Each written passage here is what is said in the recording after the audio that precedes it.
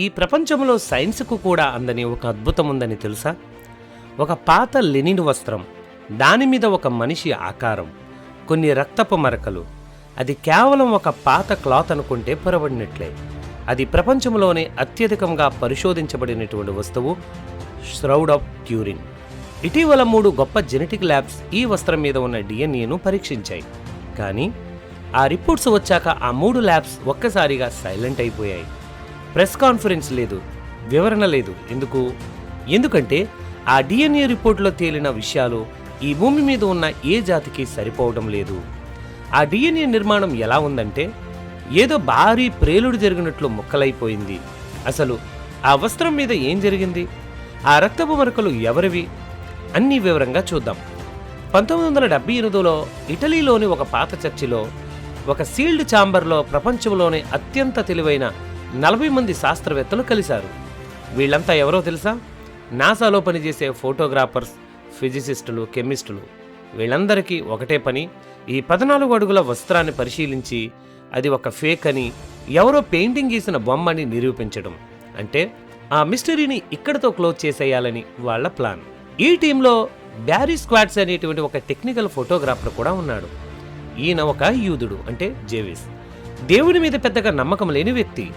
మనం ఇటలీకి వెళతాం, మంగళవారం కల్లా అది ఒక దొంగ వస్త్రం అని తేల్చేస్తాం, బుధవారం చక్కగా వైన్ తాగి ఎంజాయ్ చేసి తిరిగి వచ్చేస్తాం అని తన టీంతో జోక్ చేశాడు. కానీ ఆయనకు తెలియదు, ఆ గదిలోనికి వెళ్ళాక ఆయన ప్రపంచమే మారిపోతుంది అని. శాస్త్రవేత్తలు ఆ వస్త్రాన్ని వెలుతురులోనికి తెచ్చినప్పుడు అక్కడ నిశ్శబ్దం.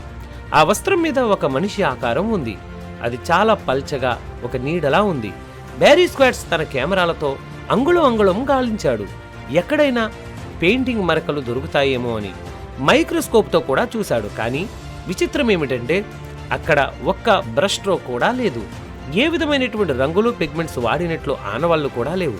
అప్పుడే వాళ్ళు ఒక అద్భుతమైన ప్రయోగాన్ని చేశారు.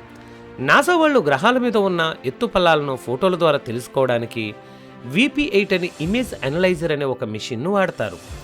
మామూలు ఫోటోను ఆ మెషిన్లో పెడితే అది పిచ్చి పిచ్చిగా వస్తుంది.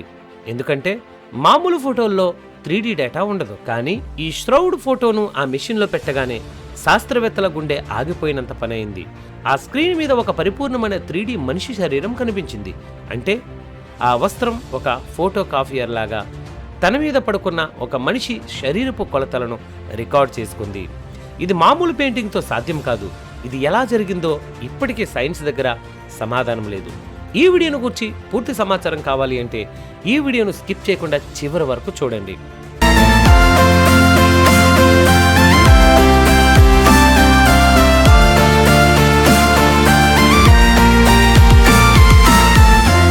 నా పేరు డానియల్, మీరు చూస్తున్నారు Bible unknown facts Telugu YouTube channel.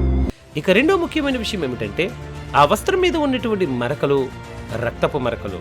కొన్ని వందల ఏళ్లుగా విమర్శకులు ఏమంటూ ఉన్నారంటే అది పెయింటింగ్, ఎందుకంటే రక్తం ఎండిపోతే నల్లగా మారుతుంది. కానీ ఈ వస్త్రం మీద రక్తం ఇంకా ఎర్రగా ఎలా ఉంది? ఇక్కడే అలాన్ అడ్లర్ అనేటువంటి ఒక బయోకెమిస్ట్ సీన్లోనికి వస్తాడు. ఆయన రక్తం మీద ఎన్నో పరిశోధనలు చేసిన నిపుణుడు. ఆయన ఆ శాంపిల్స్ను టెస్ట్ చేశాక ఒక షాకింగ్ విషయాన్ని చెప్పాడు.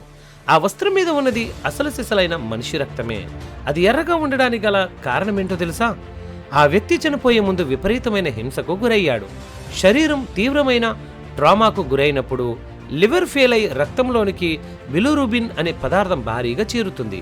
ఈ బిలిరూబిన్ కలిసినటువంటి రక్తం ఎన్ని వేల ఏళ్ళు అయినా ఎర్రగా ఉంటుంది. అంటే ఆ వస్త్రం మీద ఉన్నటువంటి రక్తపు మరకలు ఆ మనిషి ఎంత నరకం అనుభవించి చనిపోయాడో చెప్పే మాలిక్యులర్ టైమ్ స్టాంప్. ఈ మధ్యకాలంలో జెనెటిక్ టెక్నాలజీ బాగా పెరిగాక ఆ వస్త్రం నుండి డిఎన్ఏను సేకరించారు.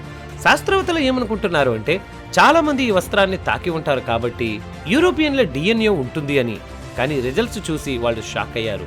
ఆ వస్త్రం లోపలి పొరల్లో ఉన్న డిఎన్ఏలో ప్రాచీన మిడిల్ ఈస్ట్కి సంబంధించినటువంటి డిఎన్ఏ ఉంది.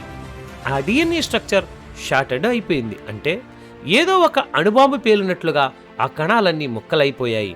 సాధారణంగా డిఎన్ఏ వయసు పెరిగే కొద్దీ నెమ్మదిగా పాడవుతుంది. కానీ ఇక్కడ ప్రతి సెల్ లోపల నుండి పేలిపోయినట్లు ఉంది. దీనికి సైన్స్ చెప్పే ఏకైక కారణం రేడియంట్ ఎనర్జీ. అంటే ఒక సెకనులో 1000 వంతు కాలంలో సూర్యుని కంటే శక్తివంతమైనటువంటి కాంతి ఆ శరీరం నుండి విడుదల కావాలి. అలా అయితేనే ఆ డిఎన్ఏ ముక్కలవుతుంది. ఆ లెనిన్ వస్త్రం మీద 3D ఇమేజ్ పడుతుంది. కానీ అలాంటి టెక్నాలజీ 2000 సంవత్సరాల క్రితం కాదు కదా, ఇప్పుడు కూడా మన దగ్గర లేదు. అందుకే ఆ 3 ల్యాబ్స్కి ఏం చెప్పాలో అర్థం కాక సైలెంట్ అయిపోయాయి. ఎందుకంటే ఆ రిపోర్ట్స్ బయట పెడితే సైన్స్ పుస్తకాలను తిరగరాయాల్సి ఉంటుంది. సైన్స్ ఏం చెప్పిందో చూసాం కదా, మాకు అర్థం కావడం లేదు అని సైంటిస్టులు చేతులెత్తేశారు. అసలు ఆనాడు ఆ చీకటి సమాధిలో ఏం జరిగింది? సైంటిస్టులు ఏమంటున్నారు? ఆ వస్త్రం మీద బొమ్మ పడాలి అంటే సూర్యుని కంటే ఎక్కువ పవర్ ఉన్న ఒక వెలుగు ఆ ఒక్క సెకండ్లో 1,00,000 వంతు కాలంలో బయటకు రావాలి అంటున్నారు. ఆ పవర్ వల్లే డిఎన్ఏ ముక్కలైపోయిందని అంటున్నారు. బైబిల్ ప్రకారం చూస్తే అది 3వ రోజు తెల్లవారుజాము మరణం ఆయనను ఆపలేకపోయింది. చావు ఆయనను బంధించలేకపోయింది. యేసుక్రీస్తు చనిపోయి మళ్లీ బ్రతికిన ఆ క్షణం ఆ సమాధిలో ఒక్కసారిగా ఒక పెద్ద వెలుగు వచ్చింది. ఆ వెలుగు మామూలుది కాదు, అది దేవుని వెలుగు. ఆ పవర్ ఆ సమాధిని నింపేసినప్పుడు ఆ శరీరం నుండి వచ్చినటువంటి ఆ శక్తి ఆ వస్త్రం మీద పడిన తన సంతకాన్ని ముద్రించింది. అదే మనం ఈ రోజు చూస్తున్న ఈ 3D ఇమేజ్. లోకంలో ఎంతో మంది రాజులు వచ్చారు, పోయారు. అందరి సమాధులు ఇప్పటికీ భూమిలోనే ఉన్నాయి. కానీ ప్రభువైన యేసుక్రీస్తు వారి సమాధి మాత్రం ఖాళీగా ఉంది. ఈ ష్రౌడ్ ఆఫ్ ట్యూరిన్ ఆ ఖాళీ సమాధికి ఒక పెద్ద సాక్ష్యం. ఆ వస్త్రం మీద ఉన్న ప్రతి రక్తపు చుక్క ఒక నిజం చెబుతోంది. అది ఓడిపోయిన వాడి రక్తం కాదు, మనందరి పాపాలను కడిగివేయడానికి ఆ దేవుడే మనిషిగా వచ్చి చిందించిన రక్తం. ఆయన మన కోసం ఎంత నరకాన్ని అనుభవించాడో ఆ రక్తపు మరకలే మనకు చెబుతున్నాయి. ఇక ఆ డిఎన్ఏ విషయాన్ని చూస్తే సైంటిస్టులు ఇది భూమి మీద మనుషుల డిఎన్ఏలా లేదు. అలాగని ఎందుకన్నారో తెలుసా? ఎందుకంటే ఆయన పరలోకము నుండి వచ్చినవాడు. ఆయన సాక్షాత్తు దేవుని కుమారుడు. మరణాన్ని గెలిచినప్పుడు కలిగే రియాక్షన్ అది. జీవాన్ని ఇచ్చే దేవుడు చావును తొక్కేసి బయటికి వస్తున్నప్పుడు ఏ అణువు ఏ కణము ఆ పవర్ని తట్టుకోలేకపోయింది. అందుకే డిఎన్ఏ అలా ముక్కలైపోయింది. సైన్స్కి దేవుడనే విషయాన్ని ఒప్పుకోవడం చాలా కష్టం. ఎందుకంటే సైన్స్ ఎప్పుడూ ప్రూఫ్ అడుగుతుంది, ఒక లెక్క అడుగుతుంది. కానీ దేవుడి దగ్గరకు వచ్చేసరికి లెక్కలు పనిచేయవు. అక్కడ కేవలం నమ్మకం మాత్రమే పనిచేస్తుంది. ఈ షౌడ్ ఆఫ్ ట్యూరిన్ గురించి ఇన్ని ఆధారాలు ఉన్న సైంటిస్టులు ఇంకా ఎందుకు తలలు పట్టుకుంటున్నారు మరి? ఎందుకంటే వాళ్ళు ఒక అద్భుతాన్ని లాజిక్తో కొలవడానికి చూస్తున్నారు. కానీ దేవుడు గొప్పతనం ఏంటో తెలుసా? చూసి నమ్మేవారి కంటే ఏ ఆధారాలు చూడకుండానే నమ్మేవారే ఆయనకు చాలా ప్రాముఖ్యం. యేసుక్రీస్తు చనిపోయి తిరిగి లేచినప్పుడు తన శిష్యుడైన తోమాతో ఒక మాట అన్నారు, నీవు చూసి నమ్మావు, కానీ చూడకుండా నమ్మేవాళ్ళు ఇంకా ధన్యులు అని. అవును ఫ్రెండ్స్, కళ్లకు కనిపించే ఈ వస్త్రం ఒక సాక్ష్యం మాత్రమే. కానీ అసలైన క్రైస్తవుడు ఎవరో తెలుసా? ఆ వస్త్రాన్ని చూడకపోయినా, ఆ డిఎన్ఏ రిపోర్ట్స్ వినకపోయినా, ఆ శిలువ మీద చిందిన రక్తం తన కోసమని హృదయపూర్వకంగా నమ్మేవాడే నిజమైన క్రైస్తవుడు. ఇక్కడ మనం ఒక ముఖ్యమైనటువంటి విషయాన్ని ఖండితంగా గమనించాలి. నేను ఈ ష్రౌడ్ గురించి, ఈ సైంటిఫిక్ డేటా గురించి మీకు ఎందుకు చెప్పానంటే, అది ఒక చారిత్రక సాక్ష్యమని మాత్రమే మీరు తెలుసుకోవాలని. అంతేకాని ఆ వస్త్రం మనకు ముఖ్యం కాదు, దాని మీద ఉన్న బొమ్మ కూడా మనకు ముఖ్యం కాదు. ఆ వస్త్రం వలన గాని, ఆ ఫోటోల వలన గాని మనకు రక్షణ రాదు. రక్షణ అనేది కేవలం యేసుక్రీస్తును తన సొంత రక్షకునిగా అంగీకరించి ఆయన మీద విశ్వాసం ఉంచడం వల్ల మాత్రమే వస్తుంది. చాలా మంది విదేశాల్లో ఈ పెయింటింగ్స్ కోసం, ఫోటోల కోసం లక్షలు ఖర్చు పెడుతూ ఉన్నారు. కొందరు ఇష్టంతో కొంటే, మరికొందరు ఏదో దైవిక భావంతో దానిని ఇంట్లో పెట్టుకుంటారు. కానీ గుర్తుంచుకోండి, ఆ వస్త్రాన్ని గాని, ఆ బొమ్మని గాని పూజించడం, ఆరాధించడం చాలా పెద్ద తప్పు. దేవుడు మనకు ఒక వస్త్రాన్ని ఇచ్చి దాన్ని మొక్కమని చెప్పలేదు. దాన్ని పూజించాలనుకోవడం ఒక రకమైనటువంటి విగ్రహ ఆరాధన కిందకే వస్తుంది. దేవుడు ఆత్మీయ ఉన్నాడు. ఆయనను మనము ఆత్మతోనూ సత్యంతోనూ ఆరాధించాలి తప్ప ఇలాంటి భౌతిక వస్తువులను చూసి కాదు. ఈ ష్రౌడ్ ఆఫ్ ట్యూరిన్ అనేది ఒక ఆధారం మాత్రమే. అంటే చూడండి, బైబిల్లో చెప్పినట్లే ఆయన మరణాన్ని గెలిచి తిరిగి లేచాడు అని చెప్పడానికి దేవుడు వదిలి వెళ్ళిన ఒక చిన్న క్లూ లాంటిది. కానీ దేవుని కంటే ఆ ఆధారాన్ని ఎక్కువగా ప్రేమించడం కానీ, దానికి దైవత్వాన్ని ఆపాదించడం కానీ సరైనది కాదు. నిజముగా ఇది ప్రభువైన యేసుక్రీస్తు వారిదేనా? ఈ ఫోటోలో ఉన్నటువంటి వ్యక్తి ఎవరో, దీని గురించినటువంటి వివరాలన్నీ కూడా నేను కొన్ని సంవత్సరాల క్రితమే దీనికి సంబంధించినటువంటి వీడియోను చేశాను. ఆ లింక్ను పైన ఉన్నటువంటి ఐకార్డ్స్లో ఇస్తున్నాను, లేదా డిస్క్రిప్షన్లో కూడా ఇస్తున్నాను. అక్కడ నుండి ఆ వీడియోను కూడా మీరు చూడండి. ఏది నిజమైన ఫోటో, ఏది ప్రభువైన యేసుక్రీస్తు వారి రూపమని.